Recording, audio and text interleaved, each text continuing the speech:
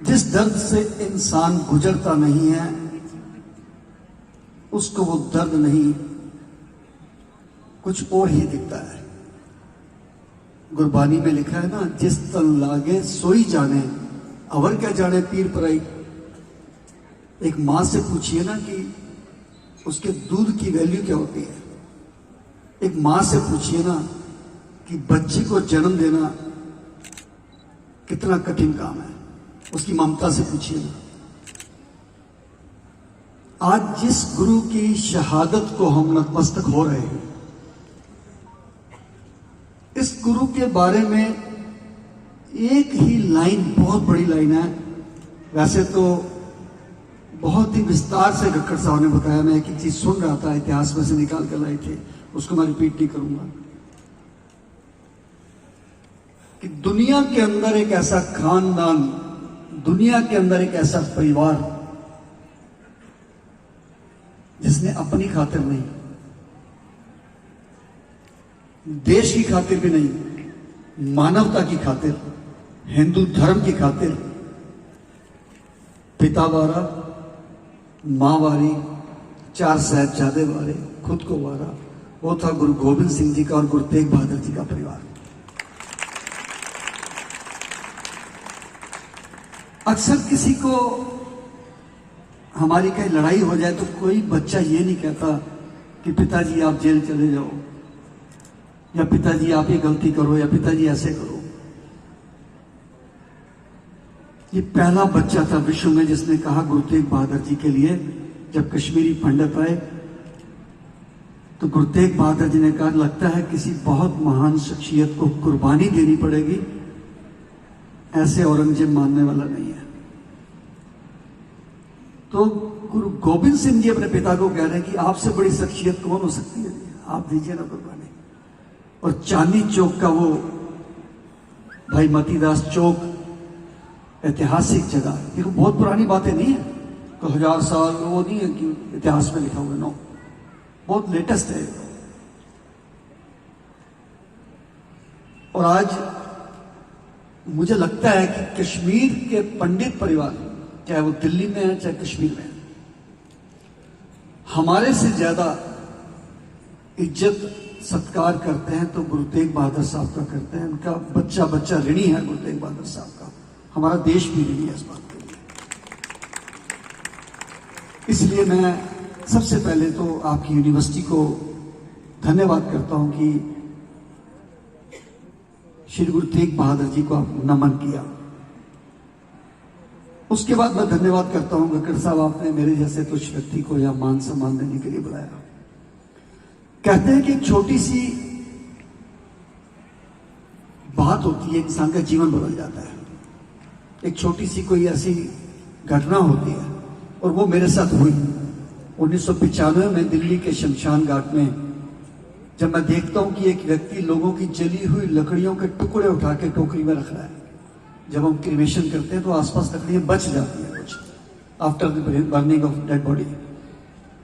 हमने सोचा, हमने रोका, पूछा, उस शख्स ने बताया जो बात, उसने हमको हिला दिया कि उत्तर प्रदेश से आया हूं बच्चे का इलाज कराने, बच्चे की डेथ हो गई है, सुबह से बैठा हूं, संस्कार के पैसे नहीं है, दोनों मियां बीवी बैठे हैं, इतना पैसा नहीं है कि मैं लकड़ी खरीद सकूं, सामग्री खरीद सकूं, पंडित जी को दे सकूं, और अब कुछ चारा ना देख के रात होने वाली है। मैं देख रहा हूं कि काफी सारी लकड़ियां बेकार पड़ी हैं, मैंने इजाजत भी ले ली है पंडित जी से, तो मैं उठा रहा हूं, इससे मैं संस्कार करूंगा। अपने आप के ऊपर मुझे धिक्कार आया कि राष्ट्रीय राजधानी में रह रहे हम, जहां पर लोग करोड़ों रुपए के फ्लैट में रहते हैं, शादी पे करोड़ों रुपए लगाते हैं, अब तो लोग करोड़ रुपए की कार में भी घूमते हैं। और उसी दिल्ली के अंदर एक व्यक्ति अपने बच्चे की लाश लेके बैठा है और उसके पास संस्कार के पैसे नहीं है। इस संस्कार को हमने दोस्तों ने मिलकर कराया। हमारी जेब में भी इतने पैसे नहीं थे, हम भी कोई पूंजीपति नहीं थे, लेकिन अगले दिन हमने दोस्तों ने बैठ के एक मीटिंग करी छोटी सी, तो इसके ऊपर विचार किया, चिंतन किया। तो जैसे आप सबकी, मेरी सबकी आदत है यार, प्रशासन कुछ नहीं करता, गवर्नमेंट कुछ नहीं करती, मैंने कहा यार वाई गवर्नमेंट और प्रशासन, हम क्यों नहीं कर सकते शुरुआत इसकी? एक शुरुआत तो करो। वो कहते हैं ना कि एक पत्थर तो उछालो यारो, चांद में भी सुराख हो सकता है, एक प्रयास तो करो। और हमने प्रयास किया, शमशान घाट मैंने अडॉप्ट किया और उसमें बोर्ड लगा दिया कि कोई भी गरीब, असहाय, लावारिस, पुलिस केस कोई भी होगा, हम उसका क्रिमेशन करेंगे। एक एक करते हुए मैंने 17 शमशान घाट अडॉप्ट कर लिया। पहले एक बॉडी आती थी, हफ्ते में 1-2 आई, फिर हफ्ते में 7 आई, फिर महीने में 30 आई, फिर महीने में 60 आई, बढ़ता चला गया काम, पर चर्चा का विषय बन गया। पर सबसे ज्यादा मुझे किसी ने आगे बढ़ने में मदद किया ना जी, तो मेरे सके लोग, जो दोस्त करीबी थे या रिश्तेदार कह सकता हूं। वो कैसे, अब सुनिए। उन्होंने प्रचार शुरू कर दिया कि ये तो जी कफन बेचता है, किसी ने कहा जी लकड़ी बेचता है, किसी ने कहा जी डेड बॉडी का व्यापार करता है। जब हम ब्लड कैंप लगाते थे तो उन्होंने कहना शुरू कर दिया तो खून बेचते हैं। उससे मुझे और मोटिवेशन मिली। मैंने कहा इसका मतलब ये मेरे से चिढ़ने शुरू हो गया, मैं आगे सही बढ़ रहा हूं। जब कोई आपको क्रिटिसाइज करे, समझ लेना कि अब आपसे लोग जलन कर रहे हैं। पत्थर उसी वृक्ष पे पड़ते हैं जिसके ऊपर फल होता है। हल्के फल पेड़ पे को पत्थर नहीं मारता है। मेरे पास एक कार थी पुरानी सी, मुझे लगा यार हम जो डेड बॉडी लाते हैं हॉस्पिटल से, कभी टेम्पो में ला रहे हैं, कभी कैसे ला रहे हैं, क्यों ना एक छोटी सी पुरानी सी एम्बुलेंस बना लें। तो मैंने 60 या 62 हजार की अपनी कार बेच के एक पुरानी सी एम्बुलेंस ले ली 96 में। उस पुरानी एम्बुलेंस का इनॉग्रेशन मैंने दिल्ली के मुख्यमंत्री थे साहिब सिंह वर्मा जी, उनसे कराया था, मुझे याद है। बड़े अच्छे व्यक्तित्व थे, देशभक्त थे। वो खुश हो गए, कहते यार गाड़ी पे क्या लिखा है, शहीद भगत सिंह सेवा दल। मैंने कहा जी प्रयास कर रहे, उनके नाखून के बराबर शायद हम हो जाए। और आप देखेंगे, यकीन करेंगे कि ईश्वर ने कैसा साथ दिया कि 26 साल हुए हैं, 26 ही एम्बुलेंस है हमारे पास डेड बॉडी उठाने की और पेशेंट लेकर की। बहुत प्रैक्टिकली काम सीख लिया हमने। कभी हमें गवर्नमेंट गुजरात भेज रही है, कभी नेपाल भेज रही है, कभी मद्रास, कश्मीर, उत्तराखंड, जहां भी कुछ हुआ। लेकिन इस कोविड पे आके हमारा जो 25 साल का एक्सपीरियंस था ना जी, उसका इम्तिहान आ गया। इम्तिहान भी वो छोटा मोटा नहीं था, बोर्ड से भी सख्त था। बोर्ड से डरते हैं ना लोग, उससे भी सख्त था। जिस डिस्ट्रिक्ट में मैं हूं, शादरा में 3 डीएम बैठते हैं वहां, ईस्ट, नॉर्थ ईस्ट, शादरा। तीनों ने मुझे बुलाया कि शंटी जी इतनी सारी आपके पास एम्बुलेंस हैं, डेड बॉडी वाली गाड़ी है, इतनी तो हमारे पास भी नहीं है, क्या आप कोविड में पेशेंट के लिए और डेड बॉडी के लिए हमें प्रोवाइड करेंगे? मेरे कई दोस्तों का, साथियों का मन बदल गया, क्योंकि टीवी पे नया नया कोरोना का बहुत ज्यादा आ रहा था। मैंने कहा भी देखो, जिसने नहीं देना साथ हो घर चले जाओ। जितेंद्र सिंह शंटी ने मन बना लिया है कि देश के ऊपर इतनी बड़ी विपदा आई है, 25 साल से हम काम कर रहे हैं। आज एक फौजी की तरह, अगर कोई फौजी है और देश की लड़ाई हो गई, वो अगर घर बैठ गया, मर भी गया तो किसी ने नहीं पूछना, सीमा पर मरेगा तो शहीद कहलाएगा। आज 25 साल के बाद देश के ऊपर इतनी बड़ी विपदा आई है, जितेंद्र सिंह शंटी, शहीद भगत सिंह सेवा दल काम करेगा, चाहे मौत भी आ जाए, हम पीछे हटने वाले नहीं।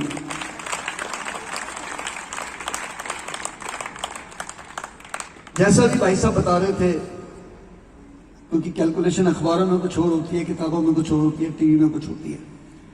पहले कोविड में 1366 डेड बॉडी हमने क्रिमेट भी करी, घर से भी लाए, मोर्चरी से भी लाए, और 2600 से ज्यादा पेशेंट। इसके अलावा एक सुविधा और है मेरे पास, वो है एयर कंडीशन मोर्चरी बॉक्सेस। वो 10 है हमारे पास। जैसे किसी की डेथ हो गई, संस्कार करने में समय है या किसी ने बाहर से आना है, तो उसको रखने के लिए बहुत एयर कंडीशन है। इन बिटवीन दूसरे, अच्छा हाँ, जो पहला आया कोविड, मैं, मेरे दोनों बेटे, मेरी मिसेज, 6 लोग स्टाफ के सब पॉजिटिव हो गए और भयंकर रूप से हो गए। एक दिन ऐसा भी मैंने देखा रात को कि मेरा बीपी 30 था। तो डॉक्टर को फोन कर रहे थे, डॉक्टर ने कहा जी हम आ नहीं सकते हैं, कोई अगर भर्ती करता तो कर लो, नहीं तो हम नहीं आ सकते। और देखिए उस कमाल को, देखिए कि आने की मुझे मौत उसी रात को, मेरा एक ड्राइवर जिसका नाम आरिफ खान था, जो 26-27 साल से मेरे पास था, वो बेचारा शहीद हो गया, कोविड में चला गया। हम जब थोड़ा सा ठीक हुए, लोगों ने बड़ी हमारी वहां पे वाहवाही करी, सब कुछ किया। मीडिया ने मुझे पूछा, शंकर जी अब क्या करोगे, आप तो सब मरते मरते बचे हो। मैंने कहा जी मुझे एक फौजी की बात याद आ रही है, जब करगिल का युद्ध हुआ था, उसकी आंख में गोली लगी थी। जब मीडिया ने पूछा कि अब आप जज्बा कैसा आपका, तो उसने एक जवाब दिया था बड़ा शानदार कि देखिए जी, मैं तो गोली चलाने वाला बंदा हूं, सीमा पे बैठ के जब दुश्मन को मारता हूं तो एक आंख बंद करनी पड़ती है, जब परमानेंट बंद होगी टिका टिका के मारूंगा। तो मैंने कहा जी हमारा भी जज्बा जो है ना, क्या हो सकता था, कोविड हो सकता था, हो गया, क्या हो सकता था, मर सकते थे, वो भी हमारा एक साथी मर गया, अब हम पीछे हटने वाले नहीं है, कुछ भी हो जाए। थोड़ा दिन सब्र रहा, फिर कहर आ गया। और इस बार का कहर जो था जी, रह तो हम दिल्ली में रहे थे, लेकिन लग रहा था कि किसी गांव से भी बदतर जगह में रह रहे हैं। किसी हॉस्पिटल के अंदर ऑक्सीजन नहीं, एम्बुलेंस नहीं, स्ट्रेचर नहीं। मैं सैल्यूट करता हूं डॉक्टर्स को, नर्सेस को, जिन्होंने अपनी जान पे खेल के काम किया। हमारे एम्बुलेंस के ड्राइवर, शमशान घाट पे काम करने वाले कर्मी, इवन देन मेरे दोनों बेटे, मेरा छोटा बेटा लंदन से मास्टर करके आया डिजास्टर मैनेजमेंट में, कवेंट्री यूनिवर्सिटी से, वो मेरे साथ लगा। ज्योतजीत सिंह, वो भी फेसबुक पे है, उसके 7 लाख फॉलोवर है। मेरा बड़ा बेटा मनीष, ये सब लग गए मेरे साथ। और इन बिटवीन मेरा परिवार दोबारा पॉजिटिव हो गया, मैं बचा उसमें, स्टाफ के भी 4 लोग हो गए। अब मैं शमशान घाट पे सेवा कर रहा हूं 22 से 23 घंटे, 24 घंटे भी करी हमने। अब मुझे लगा कि मैं घर गया ना तो मैं भी पॉजिटिव हो जाऊंगा, पिछली बार हुआ था। तो हमारे घर में गुरु ग्रंथ साहब का प्रकाश है। मैंने मिसेस को कहा कि आज सुबह आप प्रसाद बनाएंगे और अरदास करनी है। उसने सोचा कि हमारे ठीक होने की अरदास कर रहे हैं, कोविड हो गया। मैंने अरदास करी, मैंने कहा हे परमात्मा, मैं आपसे आशीर्वाद लेके जा रहा हूं और शमशान घाट में सेवा करने जा रहा हूं। वापस तब आऊंगा या तो मैं कोरोना को मार के आऊंगा या मर के आऊंगा, ऐसे वापस आने वाला नहीं हूं मैं। और वो 22 दिन मैं भूलता नहीं हूं कि शमशान घाट के बाहर या पार्किंग के अंदर एम्बुलेंस में सोता था मैं। भयंकर गर्मी थी, ना खाने को रोटी, ना पीने को पानी, सब दुकानें बंद।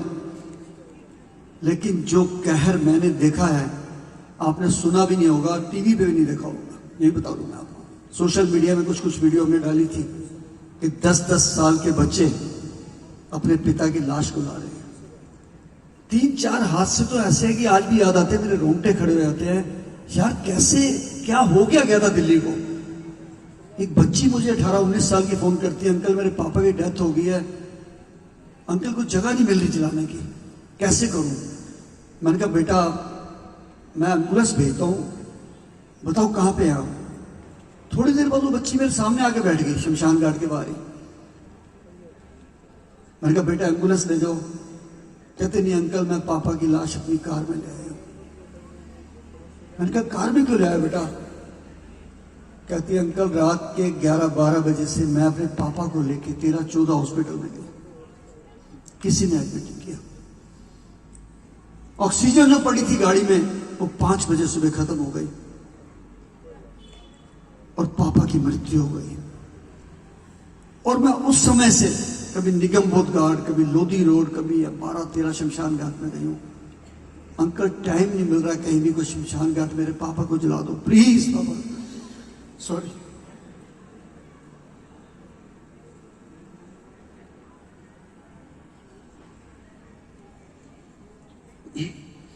उस समय में कुछ लोगों की आंख में बदलाव भी था और वो भी शमशान के बाहर आके बॉडी छोड़ के चले गए। उससे भी बड़ी जलालत देखी कि 4 बेटे हों किसी बाप के, जिनको पैदा करने के लिए मां मन्नत मांगती है और वो लाश को हाथ लगाने से मना करते हैं। मुझे गुरबाणी की वो तुक याद आ गई, जगत में झूठी देखी प्रीत, अपने सुख से हुई सब लागे, क्या दारा क्या मीत।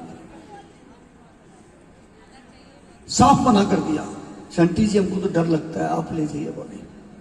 जब बॉडी को वो गाड़ी में रख लिया तो एक बेटा आता है कि पापा के दर्शन तो करा दीजिए।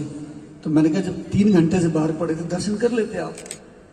दर्शन के बहाने जिप खोलते हैं मोर्ची बैग की और अपने पापा की डायमंड की अंगूठी उतार के लेके जाते हैं। अपनी आंखों से देखा है, माँ की बालियां उतारते हुए देखा है, अंगूठे लगवाते देखा है, चाबियां मोबाइल निकालते देखा है, और 4-5 भाइयों को आपस में लड़ते हुए भी देखा है कि तेरे को दे गए, तू कर ले जाके संस्कार, मैं नहीं जा रहा। ऐसा भी हो सकता है दिल्ली में कभी? सोच सकते हैं आप कभी? जिस एम्बुलेंस के अंदर हम एक डेड बॉडी लाते थे, हम 6-6 लेके आए। जिस शमशान घाट के अंदर हम सीमापुरी बैठते हैं, 25 प्लेटफॉर्म है। आप बिलीव करेंगे 155 तक हमने संस्कार किया एक रात के अंदर, 155 एक दिन के अंदर। और वो 155 करके बाहर निकलते थे, 6 बॉडी और पड़ी होती थी, उनके ऊपर नंबर लिखा होता था, क्योंकि मोर्चरी से आती थी।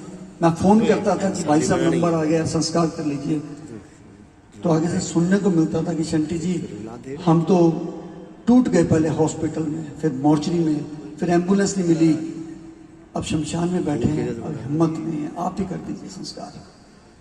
जो हमारे हिंदू रीति के संस्कार थे, कंधा देना, मुखाग्नि देना, अस्थियां चुनना, भूल गए सब।